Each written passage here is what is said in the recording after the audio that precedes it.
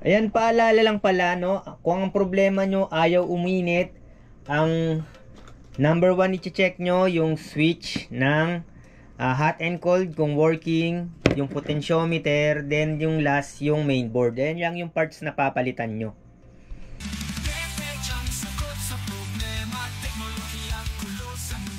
Yan, welcome na naman po sa isang video ng Bentech. Topic natin ngayon, no, laminator pa rin. Ito, ang problema nito, ayaw niyang uminit, no. Maandar yung motor, hindi nagbabaga yung heating tube, no, hindi nagbabaga. Kahit naka-switch na yung hot and cold switch, no, nakalagay sa hot, ayaw uminit. Yun yung problema. So ito, na-check na yung switch, okay yung switch, okay yung potentiometer. Yan, okay lahat ng switch, pero ayaw pa rin niyang uminit.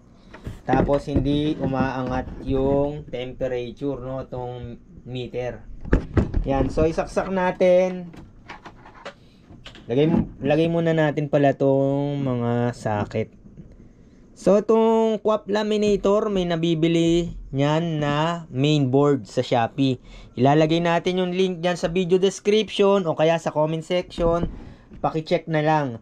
Kapag ayaw uminit na inyong laminator, ang mga i-check nyong parts, yung switch, yung hot and cold, etong potentiometer, yan, makaka-epekto rin yan sa yung hindi umiinit. Then lastly, itong mainboard, no. May pinapalitan diyan, pero kung hindi ka naman maalam sa electronics,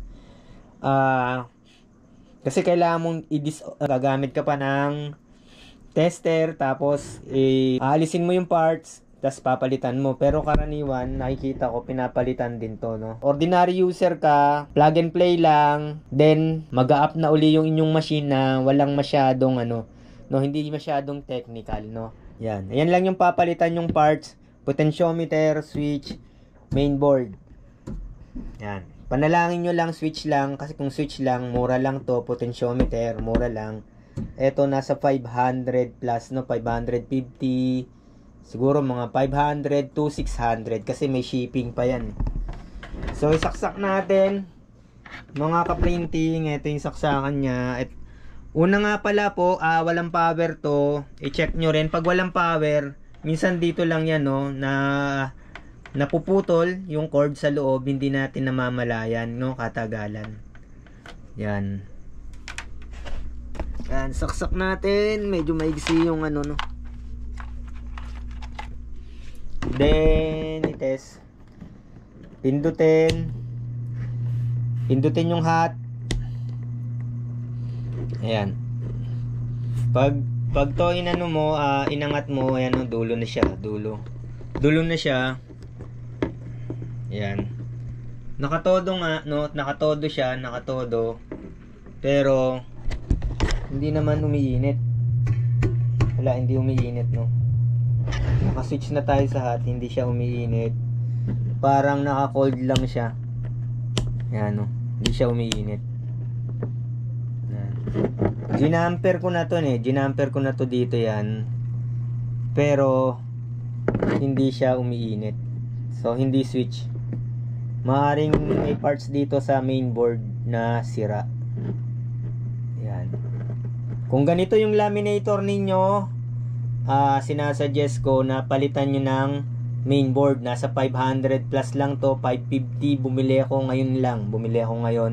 So ang date ngayon ay February 8, no? Minsan kasi nagbabago yung price, Yan. Yung pinakahuling nakita ko dyan nasa 1,000, pero nakita ko nung nasa 500 lang. Kasi ang laminator na to ay nasa 1,900, no? 2,000 something, no? May mga ganun yan sa Shopee. Kasi mayroon pang shipping, kaya nadadagdagan yung price.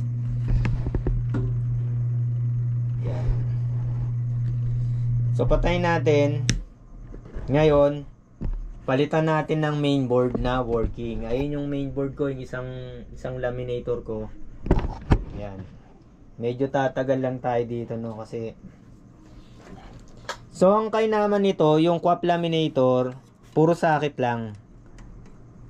Alisin nyo lang yan. Yan. Alisin nyo lang to. Hindi naman kayo magkakamali dyan eh. Hindi kayo magkakamali na magtanggal. Yan. Tanggalin muna yung saksak para di makuryente. Yan.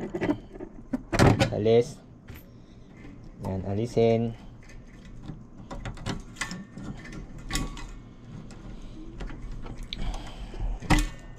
Yan. Alisin natin, no? Tanggalin yung board, no? Pasensya na kung mahaba yung video natin, no? Yan.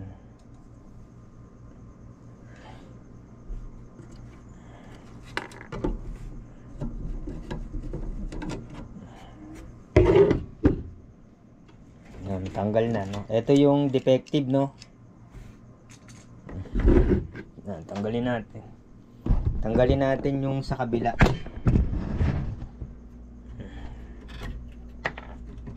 Tanggal.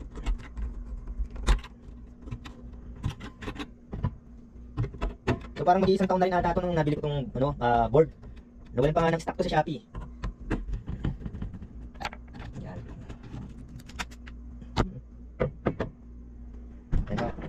Dito na. So ito yung ayaw uminit. Yan. Ito yung ayaw uminit, no? Ito yung replacement yung nabili ko sa Shopee. Pasensya na kung mahaba yung ating video, no? Mahirap din kasi na dapat naka-fix dito kasi baka mag-short pag tinest ko ng ng hindi nakatornilyo.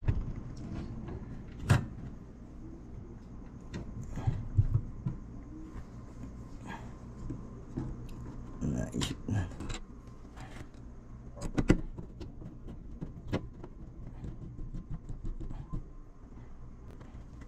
Yan, so test na natin mga kaprinting. Yung hindi tayo makakamali dyan, no?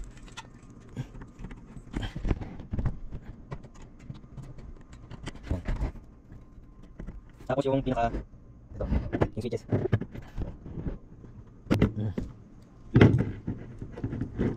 Unahin muna natin ito.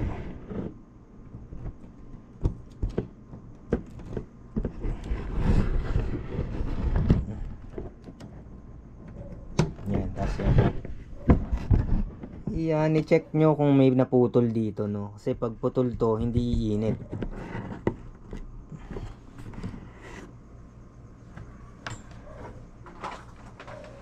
Yan, isaksak na natin. Masaksak na.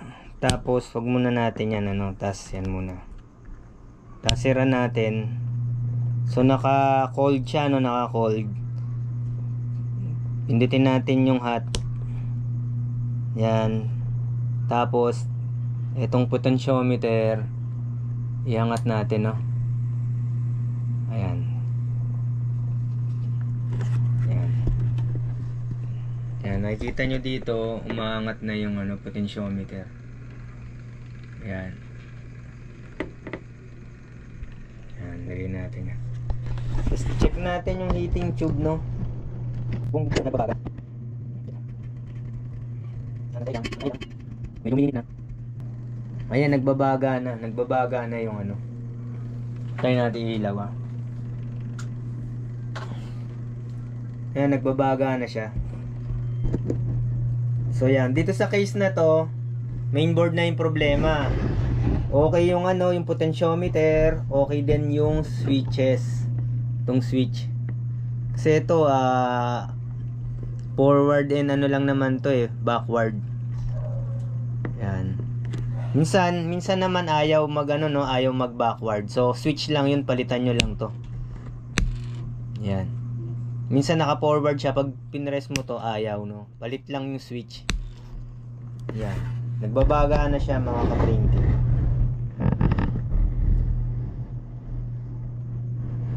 So yun lang, mga kaprinting, no. Hanggang sa muli. Huwag nating kakalimutan mag-subscribe sa Bentech. Maraming salamat. Hanggang sa muli.